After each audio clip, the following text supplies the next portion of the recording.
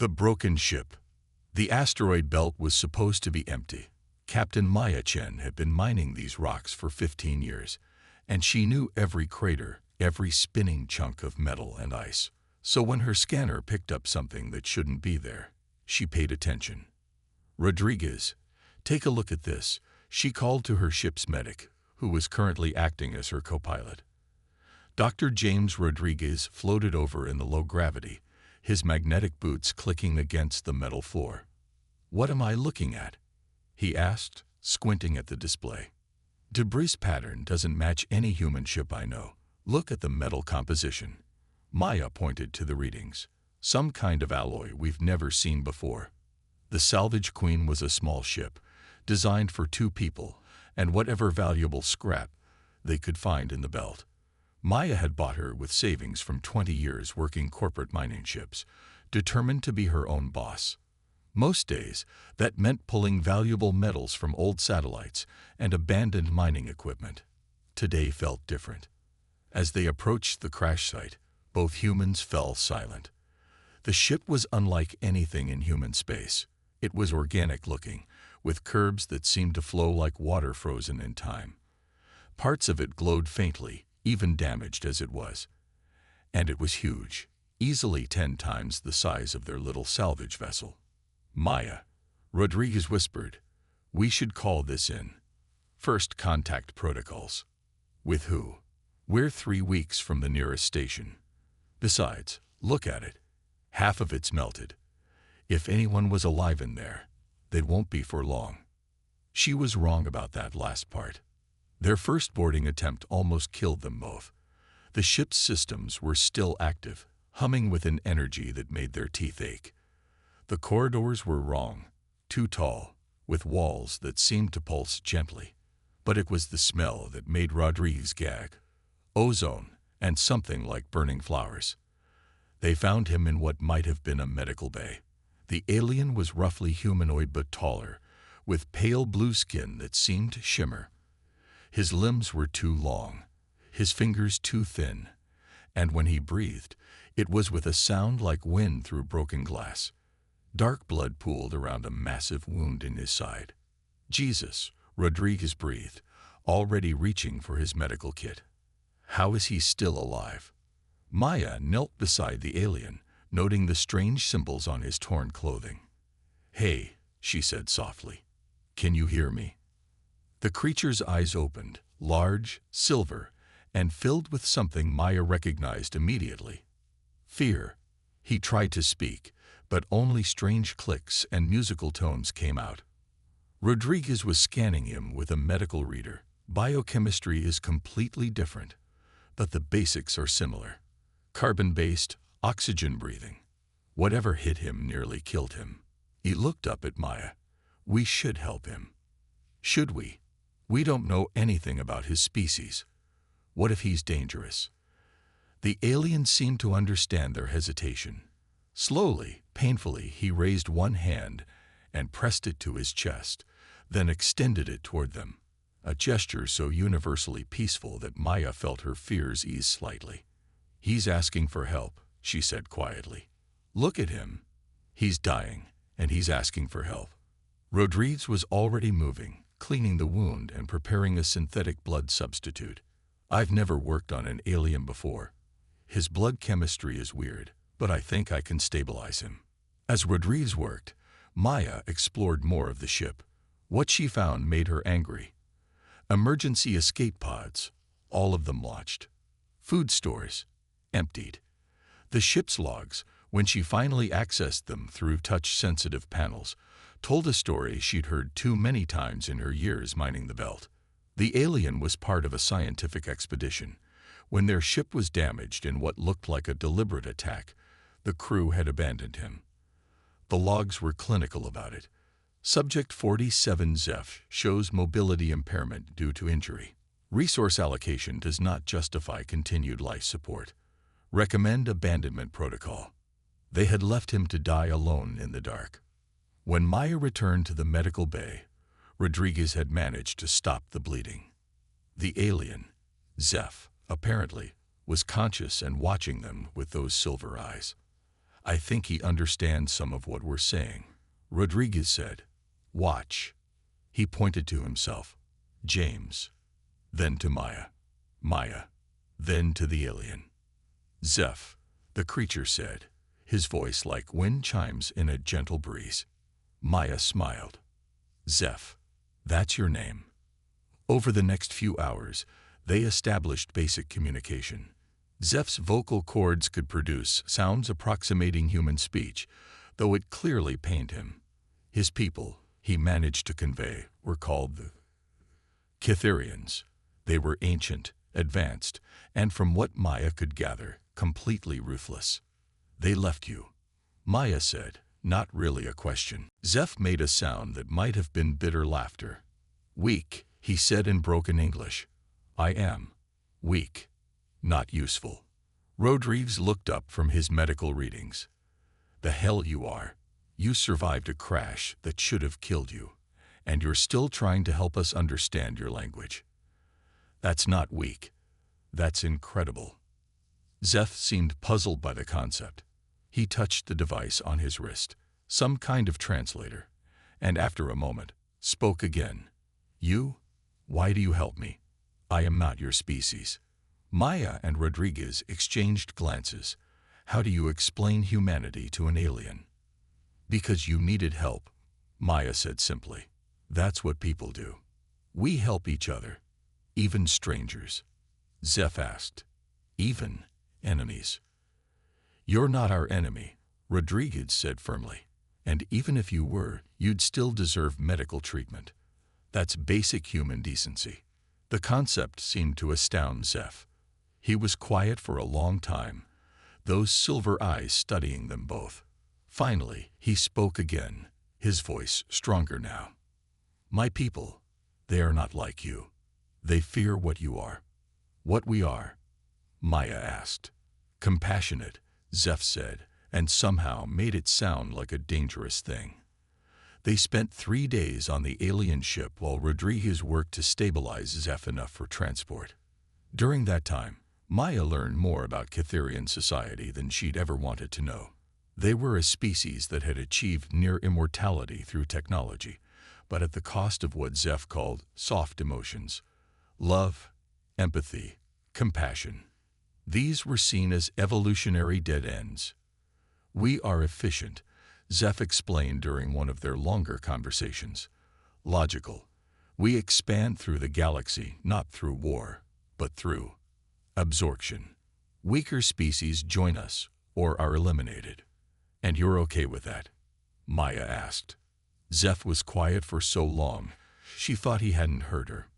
When he finally spoke, his voice was barely above a whisper. "I was, until I found the archives." On the second day, Zeph showed them what he had discovered, what had really gotten him marked for abandonment. Hidden in his ship's databanks were records of an ancient alliance. Thousands of years ago, his people had encountered another species, one that valued cooperation over domination, healing over harm. They were destroyed, Zeph said, pulling up holographic records that even damaged looked beautiful and terrible. "My people, they called them weak, infected, dangerous." Maya stared at the records, showing cities of crystal and light, beings that looked almost human working alongside others she didn't recognize. They destroyed an entire civilization because they valued compassion. Yes, and now they know about Earth, about humans. They see the same infection in you. Rodriguez went very still. "They're coming for us." "Yes," Zeph said quietly. "I was part of the advanced scouting mission. That is why they attacked our ship when I tried to protest the plan. That is why they left me here." Maya felt a cold horror settle in her stomach, an advanced alien species that saw human compassion as a threat to be eliminated, and they had maybe months before the main force arrived. "We have to warn them," she said. "Earth, the colonies, everyone." "Warn them of what?" Rodriguez asked. "That aliens who can travel between stars think we're too nice. Who's going to believe that?" "The evidence," Zeph said suddenly. "I saved the archives. All of it. Proof of what they did before, proof of what they plan to do.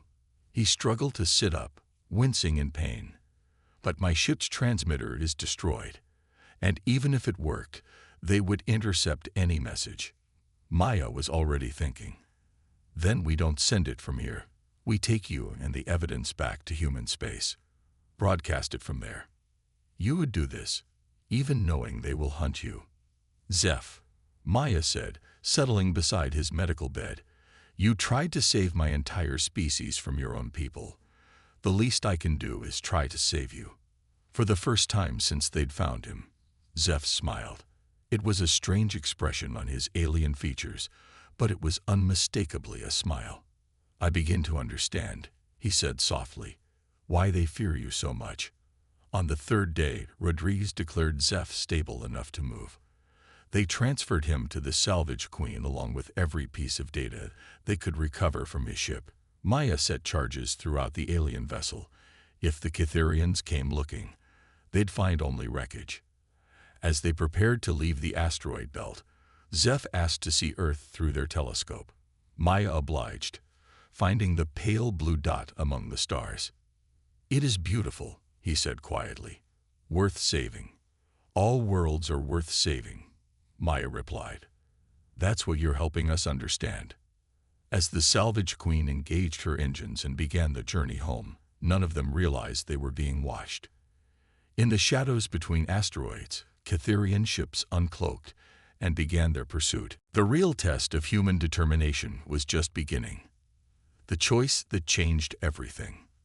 The first attack came when they were still 2 weeks out from the nearest human outpost. Maya was sleeping when the ship's alarm screamed to life. She rolled out of her bunk and rushed to the cockpit, where Rodriguez was frantically working the controls. 3 ships, he said without looking up. They just appeared out of nowhere. No warning, no communication. Maya slid into the pilot's seat as energy beams lanced past their viewports. The salvage queen was built for durability, not speed, but Maya knew every trick her ship had. Zeph, she called back to the medical bay. How long before they can board us? At their current approach, maybe 10 minutes, came the alien's weak voice. Maya, you must listen to me. They will not simply kill you. They will capture you, study you, learn how human compassion works so they can eliminate it from your species. Rodriguez paled. Can we outrun them? Not in this ship, Maya said grimly. Then her eyes lit up. But maybe we don't have to. She started flipping switches, powering down non-essential systems. Remember that asteroid field near Titan Station? The one with all the electromagnetic interference. Maya, that's a graveyard. Ships go in there and don't come out. Human ships don't come out because human pilots are too careful. But these aren't human ships. She grinned fiercely. And I'm not feeling particularly careful today. The chase lasted 6 hours. Maya pushed her ship harder than she ever had, weaving between asteroids and debris, while Cytherian vessels pursued with cold efficiency. But she had 2 advantages they didn't expect. She knew this sector of space intimately, and she was willing to take risks they would consider irrational. When they finally lost their pursuers in the electromagnetic storm around a gas giant, Rodriguez was openly amazed. How did you know that would work? Because they're logical, Maya said. They calculated the risks and decided following us into that storm wasn't worth it. But they don't understand something important about humans. What's that? Sometimes the illogical choice is the right choice. During the next week of their journey, Zeph shared more of the Cytherian archives with them. What they learned was sobering. The evidence was overwhelming. Records of dozens of species that had been eliminated simply for valuing cooperation over conquest. The Cytherians hadn't called it genocide. They called it evolutionary correction. They will come to Earth in force, Zeph explained during one of their planning sessions. Not immediately. They are careful. But first, they will send infiltrators, learn your weaknesses, turn your own people against each other. How long do we have? Rodriguez asked. Maybe a year, maybe less if they feel threatened by what I have taken. Maya leaned back in her chair, thinking. So we need to do more than just warn Earth. We need to make sure the whole galaxy knows what the Cytherians really are. The old Alliance races, Zeph said suddenly. Many of them still exist, hidden, scattered. If they knew their ancient oppressors could be challenged. An uprising. Rodriguez breathed. You're talking about starting a galactic war. No, Maya said firmly. I'm talking about ending one that's been going on for thousands of years. One where only one side knew they were fighting. They spent the rest of the journey preparing. Ziph worked to translate the archives into languages other species could understand. Rodriguez compiled medical data that proved Cytherians weren't the superior beings they claimed to be. And Maya plotted the most audacious broadcasting scheme in human history. Their destination wasn't Earth. It was the Beacon, a massive communication relay station that sat at the edge of human space, designed to maintain contact with the farthest colonies. If they could take control of it, they could broadcast Zeph's evidence to every inhabited system in known space.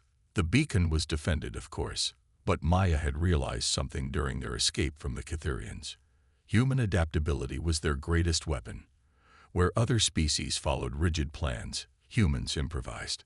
They approached the station broadcasting standard salvage codes, requesting permission to dock for repairs. The station's small garrison welcomed them. After all, what threat could a single salvage vessel pose? Maya felt guilty about the deception, but only until she thought about what would happen to Earth if they failed. The takeover was bloodless. Maya simply explained the situation to Commander Torres, the station's commanding officer, and showed him Zeph and the evidence. Within an hour, she had the full cooperation of the beacon's crew. This is either the most important thing that's ever happened, Torres said, reviewing the translated archives, or the most elaborate hoax in human history. Look at him, Rodriguez said, gesturing to Zeph, who was working with the station's technicians to interface with their broadcasting equipment. Does he look like a hoax to you? As they prepared the broadcast, more Cytherian ships appeared at the edge of the system. But they were too late. Zeph had spent days preparing for this moment, and the human technicians had found ways to amplify the signal that even he hadn't thought possible. You are sure about this? Zeph asked Maya, as they stood before the transmitter. Once we do this, there will be no going back. My people will never stop hunting me, and they will see humanity as their greatest threat. They already saw us as a threat, Maya replied. Now they'll see us as we really are, people who don't abandon our friends. The broadcast went out on every frequency in every known language. Zeph spoke first, identifying himself and his credentials, then presenting the evidence of Cytherian atrocities across the millennia. The historical records were damning, but it was the planned invasion of Earth that truly shocked the galaxy. Then Maya spoke. She was just a salvage operator, she said, someone who made her living picking up what others threw away. But she had found something in that asteroid field that changed everything. Proof that the universe didn't have to be ruled by the strong preying on the weak. My friend Zeph was thrown away by his own people because he believed in something better, she said, looking directly into the camera. But we don't throw away our friends. We don't abandon those who need help. And we won't let anyone destroy our world for believing the same thing. The response was immediate and overwhelming. Within hours, ships from a dozen different species were jumping into the system, offering support. The hidden survivors of the ancient alliance revealed themselves, bringing technology and knowledge that had been preserved in secret for thousands of years. The Cytherian ships at the edge of the system found themselves suddenly outnumbered. For the first time in their history, they faced organized resistance from species they thought they had cowed into submission. The war that followed wasn't the quick, efficient conquest the Cytherians had planned. It was a messy, chaotic conflict where human adaptability and alien determination combined to create something neither side had expected. Hope. Zeph stood beside Maya on the observation deck of the beacon as allied ships gathered in the system, preparing for the battles to come. He had grown stronger during their time together, not just physically but in ways that were harder to measure. I have been thinking, he said quietly, about what makes a person worth saving. And my people would say it is efficiency, usefulness, contribution to the greater good. He paused, watching a human supply ship dock with an alien cruiser. But watching you, I think it is something else. What's that? Zeph smiled, an expression that came more naturally to him now. The willingness to be saved. The belief that tomorrow can be better than today. 6 months later, Maya stood in the same spot, but the view had changed dramatically. Where once there had been empty space, now a sprawling station grew like a metal flower. Representatives from hundreds of worlds called it the Haven, a place where species came together not to conquer or be conquered, but to build something new. The war with the Cytherians continued, but it was no longer one-sided. For every world they threatened, a dozen others stood ready to defend it. And at the center of it all were humans, not because they were the strongest or the smartest, but because they had done something extraordinary. They had chosen to save a single alien who needed help. Rodriguez had become the galaxy's leading expert on interspecies medicine. Torres commanded the Haven's defense fleet, and Zeph had become something his people had thought impossible, the first Cytherian to choose a new family over his birthrace. Was it worth it? Maya asked him during one of their regular dinners together. The question had many meanings, and they both knew it. Ask me in 100 years, Zeph replied, then added more seriously, I think the universe is already becoming a kinder place. Outside the window, ships from 100 worlds moved through space in careful coordination. Each one carried crews that had learned a simple human truth. Sometimes the most important choice you can make is to help someone who needs it, even if logic says you shouldn't. The galaxy would never be the same, and for the first time in thousands of years, that was a good thing. The end. When humanity reached out. A story of how the simplest act of compassion can echo across the stars and change the fate of civilizations.